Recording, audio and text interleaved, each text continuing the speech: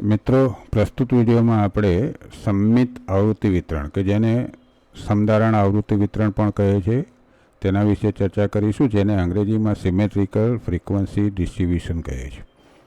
તેનો સામાન્ય પરિચય મેળવીએ આપણે. તે માટે એક ઉદાહરણ લઈએ. અહીંયા એક આવૃત્તિ વિતરણ આપવામાં આવ્યું છે જેમાં કુલ 11 વર્ગો છે. તમામ વર્ગોની આવૃત્તિઓ પણ જોડે આપવામાં આવેલી છે અને 60 થી 70નો વર્ગ બરાબર મધ્યનો વર્ગ છે.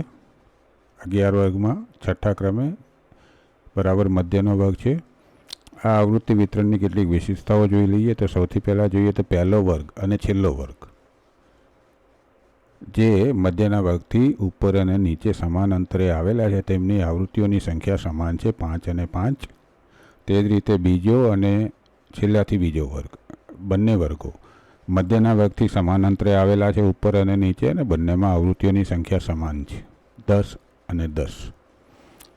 એ જ રીતે ઉપરથી ત્રીજો વર્ગ અને નીચેથી ત્રીજો વર્ગ જે બંને વર્ગો મધ્યના વર્ગથી સમાન અંતરે આવેલા છે અને બંનેમાં આવૃત્તિઓ સમાન છે, 15 અને 15.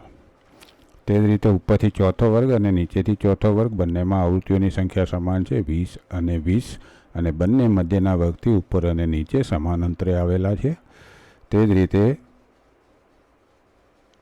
ઉપરથી પાંચમો વર્ગ અને નીચેથી પાંચમો વર્ગ જે મધ્યના વર્ગથી ઉપર અને નીચે એક એક ક્રમે આવેલા છે, એ બંનેની આવૃત્તિઓ સમાન છે, 25 અને 25, અને મધ્યના વર્ગની આવૃત્તિ છે 30. આ સમમિત આવૃત્તિ વિતરણની એક ઓળખ છે. આ રીતે વર્ગો અને આવૃત્તિઓ વહેંચાયેલી હોય તો સમમિત આવૃત્તિ વિતરણ હોય છે. અને બીજી કેટલીક વિશેષતાઓ છે કે આના બરાબર મધ્યના વર્ગમાં મધ્યવર્તી સ્થિતિમાનના ત્રણેય માપો મળે છે. એ કયા માપો છે જોઈએ. ગણતરી કરતાં ખબર પડે છે કે આ આવૃત્તિ વિતરણ માટે x બાર 65 છે જે મધ્યના વર્ગમાં 60 અને 70ની અંદર આવે છે.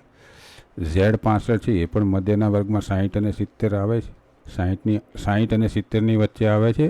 m પણ 65 છે જે વચ્ચેના વર્ગ 60 અને 70ની વચ્ચે આવે છે. આ ત્રણેય મધ્યવર્તી સ્થિતિમાનના માપો છે જ્યાં x બાર બરાબર મધ્યક આપણે જાણીએ છીએ મીન, z બરાબર બહુલક મૂળ, m બરાબર મધ્યસ્થ મીડિયન. આમ સમમિત આવૃત્તિ વિતરણમાં આ ત્રણેય માપો સરખા મળતા હોવાથી આપણે કહી શકીએ છીએ કે x બાર બરાબર m બરાબર z હોય સમમિત આવૃત્તિ વિતરણમાં. તે ઉપરાંત બીજી પણ આની એક વિશેષતા છે કે Q3 માઇનસ m બરાબર m માઇનસ Q1 મળે છે. જો Q3નું માપ લેવામાં આવે અને Q1નું માપ લેવામાં આવે અને mનું માપ લેવામાં આવે તો આ સમીકરણ લાગુ પડે છે.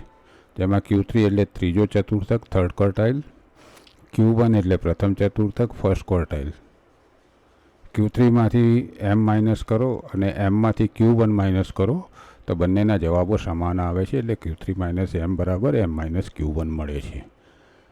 બીજું આપણે જાણીએ છીએ કે m બરાબર Q2 મધ્યસ્થ અને Q2 એટલે કે બીજા ચતુર્થક, Q2 એટલે બીજો ચતુર્થક સેકન્ડ ક્વોર્ટાઇલ.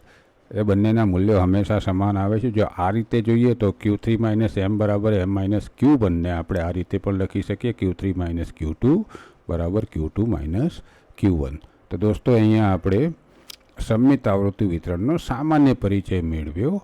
તેના વિશે વિશિષ્ટ ચર્ચા આપણે હવે પછીના વિડીયોમાં કરીશું. ત્યાં સુધી ગુડ બાય, થેન્ક યુ.